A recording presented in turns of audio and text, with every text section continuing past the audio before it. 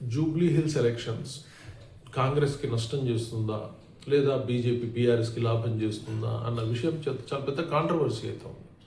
అయితే చాలామంది ఏం భావించారు అంటే కాంగ్రెస్ అధికారంలో ఉంది కాబట్టి ఏ ఉప ఎలక్షన్ వచ్చినా కూడా అధికారంలో ఉన్న పార్టీకే ప్రజలు పట్టం కడతారు, ఎందుకంటే అక్కడ కొంత అభివృద్ధి జరిగే అవకాశం ఉంటుంది కదా అని ఊహించుకున్నారు.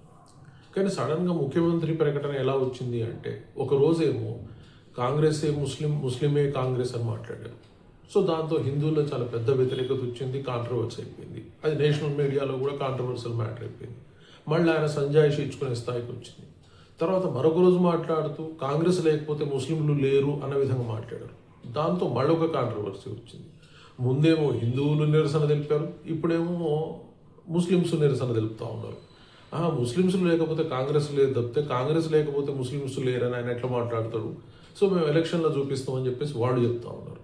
సో ఓవరాల్గా రెండు రకాల మాటల వల్ల ఏమైపోయింది అంటే అటు హిందూ వర్గం దూరమైంది, అటు ముస్లిం వర్గం దూరమైందా అన్న సందేహాలు వస్తూ ఉన్నాయి, చర్చలు జరుగుతూ ఉన్నాయి. ఇంకా బీఆర్ఎస్కి వచ్చిన బెనిఫిట్ ఏమైపోయిందంటే ఆల్రెడీ అక్కడ చనిపోయిన వ్యక్తి ఎమ్మెల్యే, ఆయన భార్యనే పోటీ చేస్తూ ఉంది. సో దానివల్ల ఈ ఏమంటాం సానుభూతి పవనాల వల్ల అక్కడ బీఆర్ఎస్ఏ గెలుస్తుందని, అలాగే కాంగ్రెస్ ప్రభుత్వం మీద ఉన్న నిరసన వల్ల బీఆర్ఎస్ ఒకప్పుడు అధికారంలో ఉండి కొంత మంచి చేసిందన్న భావన ప్రజల్లో ఉండి, అంటే కాంగ్రెస్ కంటే వీళ్ళే బెటర్ అన్న భావంతో ఓట్లేస్తారు, సానుభూతి పవనాలతో కూడా అన్న విధమైన ఒక భావంతో వీళ్ళు గెలిచే అవకాశం ఉంది అనుకున్నారు.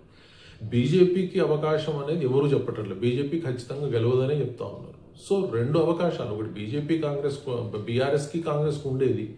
బట్ ఈరోజు కాంగ్రెస్ చేజేతులారా ముఖ్యమంత్రి వ్యాఖ్యల వల్ల అటు ముస్లిమ్స్ని దూరం చేసుకున్నట్టు హిందువులను దూరం చేసుకున్నట్టు కనిపిస్తూ ఉంది.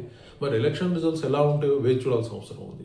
కాకపోతే ఏంటంటే మనం రాజకీయాల్లో మాట్లాడుతున్నప్పుడు డెఫినెట్గా ఆలోచించి మాట్లాడుకోవాల్సిన అవసరం ఉంది.